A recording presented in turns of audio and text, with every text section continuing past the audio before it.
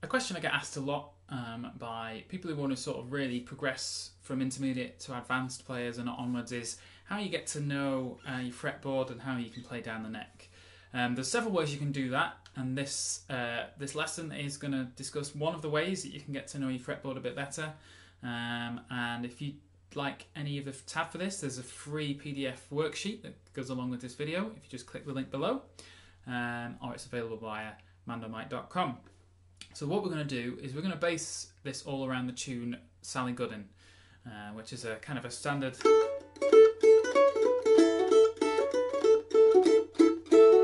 kind of a really nice standard bluegrass tune. So first of all, I just want to make sure we're all playing the same melody. So let's have a little play of it. I'm going to have the metronome in just about 80 BPM, which is not particularly fast, especially for some of you advanced players, but I'm really teaching the technique in this, so we're going to stick to 80 BPM for this lesson. So after 4, we're going to play the melody. That speed.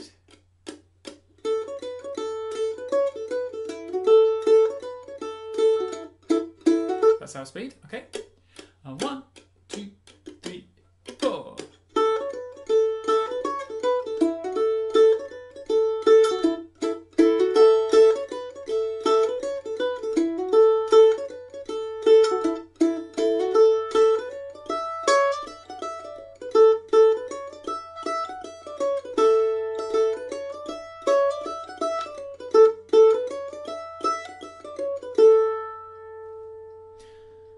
Okay, 2 suggestions before you move any further. Get that melody ingrained in your memory, learn it off by heart, it's not too bad.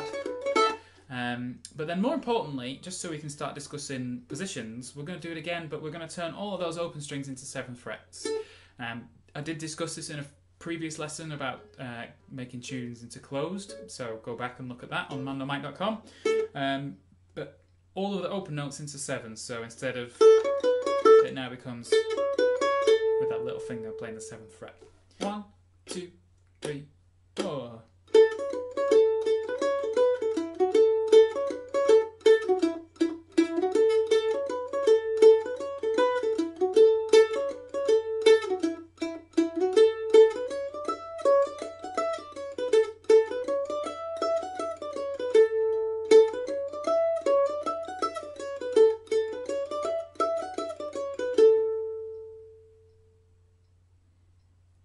So what's important about that is, in terms of classical violin playing, which we can kind of apply the theory to on the mandolin because it's the same notes, that's what's called first position. First position is where all of your fingers cover their normal places. So that's first position. What you then, or what I want you to then try, is doing exactly the same notes, but in second position. Now by second position, what we mean is you shift everything down one. So in first position, the 4th fret is covered by your second finger. In second position, it's now covered by the first finger. So every finger switches down one position that the previous finger covered. So you're now here on the fretboard, sort of starting on the 3rd and 4th frets. Which means that the first note of Sally Goodin, which in first position is played by your little finger on the 7th fret, in second position, the 7th fret is now played by your 3rd finger, here.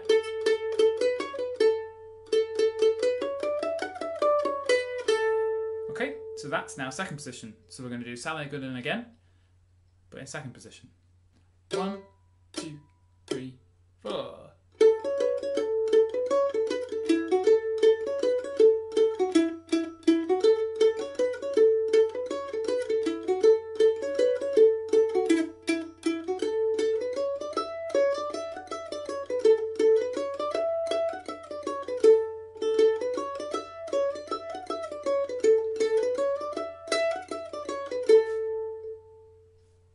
As you might have guessed it, we're now going to go down to 3rd position. So the best example is what note we start with. So first position starts with your little finger. Second position starts with your 3rd finger.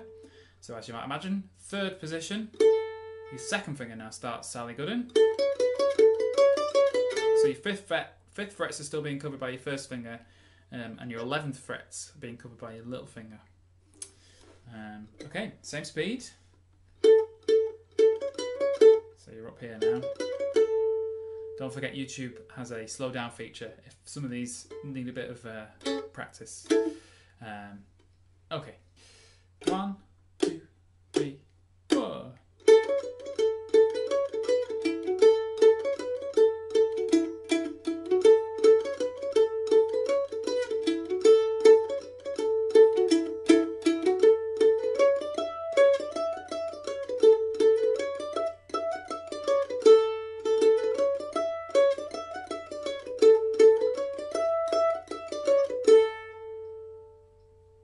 You can probably guess where we're heading next.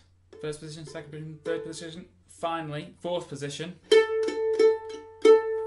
is where our first finger now plays it. So it's all above the 7th fret now.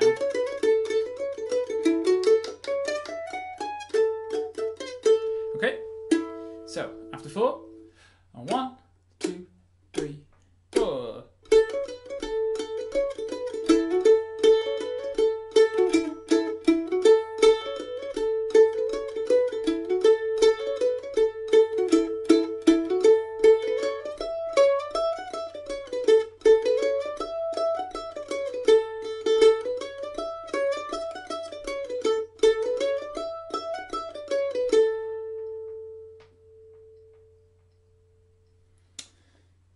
One of the reasons that I want you to think about this is you kind of have to have a reason as to go up and down the fretboard. So that final position is a really good example of why you might play a melody up here, because what it does is it frees up the A string a lot more, and that's in the key of A.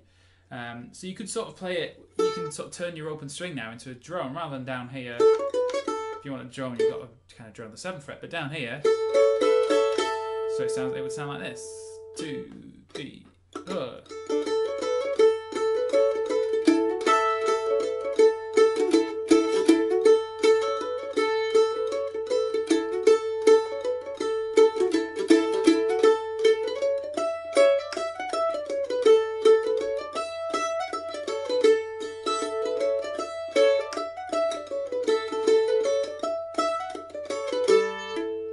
So hopefully you can hear that I'm droning that A string a lot. So, you know, that's one of the reasons why you would do this, but also that should hopefully just familiarise yourself with playing up and down the fretboard. And what you should hopefully see, the more you do that, I mean, I recommend doing that with all of the tunes that you know, not just Sally Goodin. Just take any tune that you know, turn it into a closed tune, and then start moving it around in positions. And what you should hopefully find is that the aim is not to completely change how you play a tune. The aim is that when you are playing harder tunes, you'll start to realise that sometimes it may be easier to play, you know, a bar or even half a bar, just in a slightly different position, you know, down here, and then get back. But the more you know about the fretboard, the easier you can make those decisions when playing harder tunes. So that's the eventual outcome of this exercise. This is you wouldn't, you know, in a jam session where everyone's playing 100 miles an hour, you wouldn't, you know, play it in third position. You know, you just play it down here.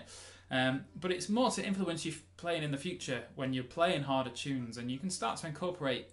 You think, okay, well that's a hard melody down here because I've got kind of 1s and 6s going on. What happens if I played it down here when the 6 and the 1, which are far apart here, suddenly become quite close together here? So that's the aim. I hope you can see that. I hope you've enjoyed this. That's all we're going to talk about for this month. It's now over to you to take this idea and relearn all your fiddle tunes in 4 different positions: 1st, 2nd, 3rd and 4th position. You'll hate me, but you'll be a better mandolin player because of it. I'll see you next month.